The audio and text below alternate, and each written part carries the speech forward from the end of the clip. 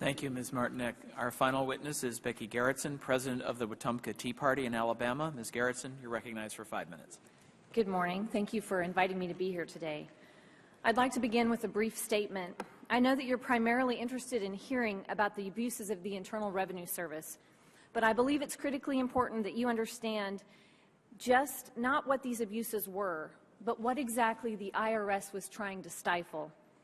In order to paint a clear picture, I need to explain how the Wetumpka Tea Party came into being. My husband and I had never been involved in politics before 2008. We'd always been patriotic and deeply proud of our country. We've always felt that the United States is the greatest country in the world. In September 2008, when we had our first $700 billion bailout, we, along with millions of Americans, were very concerned. That bailout was confirmation that our government was out of control. But just a few months later, in January 2009, we learned that our government was going to spend another $787 billion. That money went to foreign nations, failing banks, and unproductive industries. We were worried, and we knew we had to do something to sound the alarm. We knew that government had gone far beyond its habitual deficit spending. The government was mortgaging America's future. And we knew that Washington wasn't going to stop by itself. In the spring of 2009, we learned that others were organizing Tea Party events around the nation to educate and empower concerned citizens who believed their government was out of control. So we made our plans. My husband and I filled out a permit to meet at a local park in our small town. My daughter and I walked through neighborhoods handing out flyers for our April 15th event. When the day arrived, we were blown away by the large crowd. A few politicians came also, but they didn't speak. We wanted to give ordinary citizens the chance to speak their concerns. Our event had no party affiliation. I could not tell you if the attendees were Republicans, Democrats, or Independents. It didn't matter. The only political notion expressed was one that we collectively felt, that our representative government had failed us. And that was the birth of the Wetumpka Tea Party. There are no dues, no price for membership. Our events are mostly educational. Whatever expenses are incurred are paid from donations, by donations and T-shirt sales. In Wetumpka, we are patriotic Americans. We peacefully assemble. We petition our government. We exercise the right to free speech. And we don't understand why the government tried to stop us. I'm not here as a serf or a vassal. I'm not begging my lords for mercy. I'm a born free American woman, wife, mother, and citizen, and I'm telling my government that you've forgotten your place. It's not your responsibility to look out for my well-being and to monitor my speech. It's not your right to assert an agenda.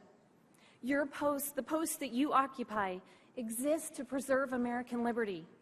You've sworn to perform that duty, and you have faltered. The abuses I will discuss today occurred on your watch, and it's your responsibility to make sure it doesn't happen again. Here are the facts of my case. We applied for a 501c4 in October 2010. Our $850 application fee was cashed 7 days later. We received a letter from Robert Cho dated November 2nd, 2010, stating that our application and our user fee payment had been received. It also stated that we should be expecting to hear from someone within 90 days.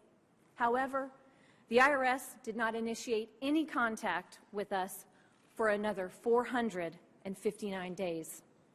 That was when I received a letter from the Cincinnati office dated February 3rd, 2012. That letter stated that they could not process our application until we completed the enclosed questionnaire, which requested approximately 90 pieces of additional information about our organization. The questionnaire stated that if the additional information was not returned by February 24th, our case would be closed. The demands for information in the questionnaire shocked me as someone who loves liberty and the First Amendment. I was asked to hand over my donor list, including the amounts that they gave and the dates on which they gave them. 501c4 organizations do not have to disclose donor information. I knew that. Why don't they? Among the demands that I found alarming and inappropriate were, they wanted me to identify all of my volunteers. They wanted to know if any of our donors or volunteers had run or would be running for office in the near future. Remember, this was the 2012 election cycle. They wanted us to identify the office they would be running for. They wanted us to provide detailed contents of all speeches ever given, the names of our speakers and their credentials. They wanted copies of written communications and contents of all other forms of communications to any legislative body, including my own representative. I was very uncomfortable with these questions, as you can imagine, and my husband and I discussed forfeiting our application. However, within days of reading through these questions, we knew we were being targeted because fellow Tea Party organizers across this nation were getting the same types of letters and questionnaires. That was when we decided to seek legal counsel. On March 6, 2012, we retained the counsel of the American Center for Law and Justice, and they represented us in this matter. 2 weeks later, I received a letter from Lois Lerner, dated March 16, 2012, asking that I provide the previously requested information. 4 months later, we received a letter dated July 9, 2012, stating that we had been approved to receive our tax exemption. This was 635 days after we applied. In conclusion, the Wetumpka Tea Party filled out a complete application. Our organization fell within the boundaries of receiving a 501c4 status. Yet, our application was singled out solely because we had Tea Party in our name. Government agents made invasive and excessive demands for information they were not entitled to. Congressman Camp and members of this committee, this was not an accident. This is a willful act of intimidation to discourage a point of view. What the government did to our little group in Wetumpka, Alabama, is un-American. It isn't a matter of firing or arresting individuals. The individuals who sought to intimidate us were acting as they thought they should in a government culture that has little respect for its citizens. Many of the agents and agencies of the federal government do not understand that they are servants of the people. They think they are our masters, and they are mistaken. I'm not interested in scoring political points. I want to protect and preserve the America that I grew up in, the America that people cross oceans and risk their lives to become a part of. And I'm terrified it is slipping away. Thank you. Thank you very much.